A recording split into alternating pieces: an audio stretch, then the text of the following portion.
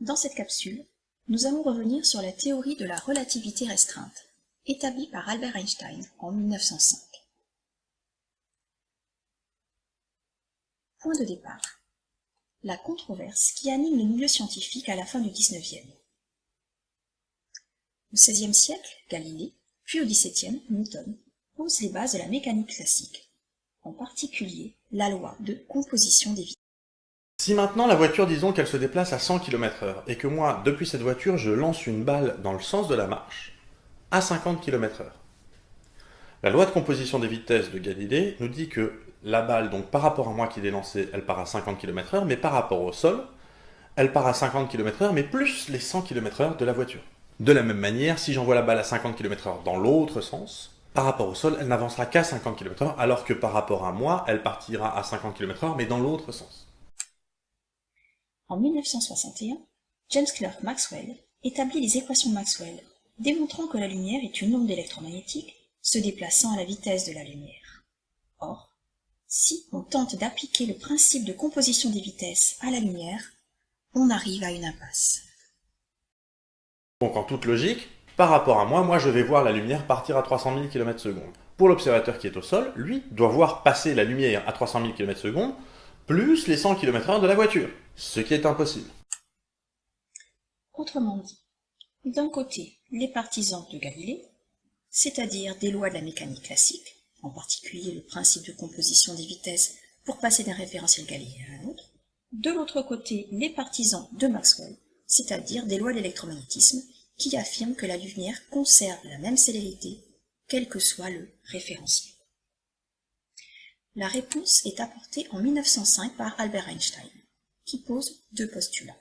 Le premier, les lois de la physique, mécanique et électromagnétisme sont les mêmes dans tous les référentiels galiléens. Le second, la vitesse de la lumière dans le vide est la même dans tous les référentiels galiléens. Elle vaut C égale 299 792 458 mètres par seconde. Conséquence, il existe une vitesse limite égale à la célérité de la lumière dans le vide qui ne peut être dépassée par aucun signal ni particule. Non, le Faucon Millenium ne pourra pas dépasser la vitesse de la lumière. Introduisons maintenant la notion de dilatation du temps et commençons par une courte expérience de pensée. Prenons un train et plaçons-y deux miroirs à la verticale l'un de l'autre. Le passager placé dans le train peut alors mesurer avec sa montre la durée nécessaire pour que la lumière se déplace du miroir A vers le miroir B, à la vitesse de la lumière C. Passons maintenant sur le quai, pour le chef de gare. Du fait du déplacement du train, la distance parcourue par la lumière est plus grande que pour le passager. Mais, du fait de l'invariance de la vitesse de la lumière, cela implique que la durée qu'il va mesurer sera plus grande que celle mesurée par le passager. Autrement dit, en physique classique, le temps est absolu, identique pour tous les observateurs, qu'ils soient ou non en mouvement. Alors qu'en relativité restreinte, le temps dépend du référentiel d'observation.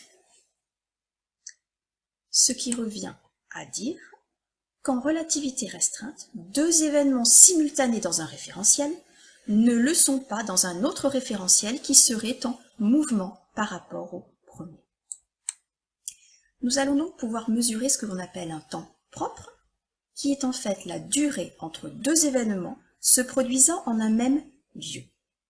Cette durée se mesure à l'aide d'une horloge H immobile dans le référentiel propre, c'est-à-dire dans le référentiel pour lequel les deux événements ont lieu au même endroit de l'espace.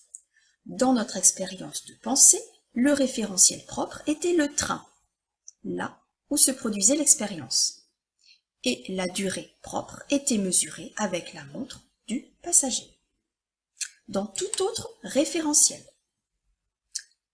on mesurera un temps impropre ou temps mesuré, qui est la durée entre deux événements qui ne se produisent pas en un même lieu. Elle sera mesurée avec deux horloges immobiles mais synchronisées. dans un référentiel galiléen en mouvement par rapport au référentiel propre. Dans notre expérience de pensée, le référentiel était le sol en mouvement par rapport au train. La distance parcourue était la distance B plus grande que celle observée par le passager. Alors, cette durée propre et mesurée sont reliées par la relation delta Tm égale gamma fois delta Tp. Gamma est ce qu'on appelle le coefficient de Lorentz et il va introduire la vitesse V, qui est la vitesse du référentiel, par rapport au référentiel propre. La durée mesurée sera donc toujours supérieure à la durée propre. En effet, 1 moins V carré sur C carré sera toujours plus petit que 1, puisque, rappelez-vous, aucun objet ne peut dépasser la vitesse c de la lumière. C'est pour cette raison qu'on dira qu'il y a une dilatation des durées pour un observateur fixe qui ne serait pas dans le référentiel propre.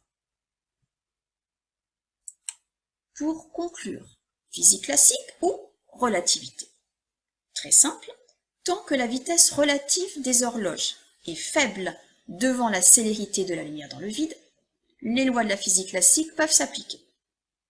Par contre, dès lors que la vitesse relative se rapproche de c, comme dans le cas de particules cosmiques, il est indispensable de tenir compte de la relativité du temps.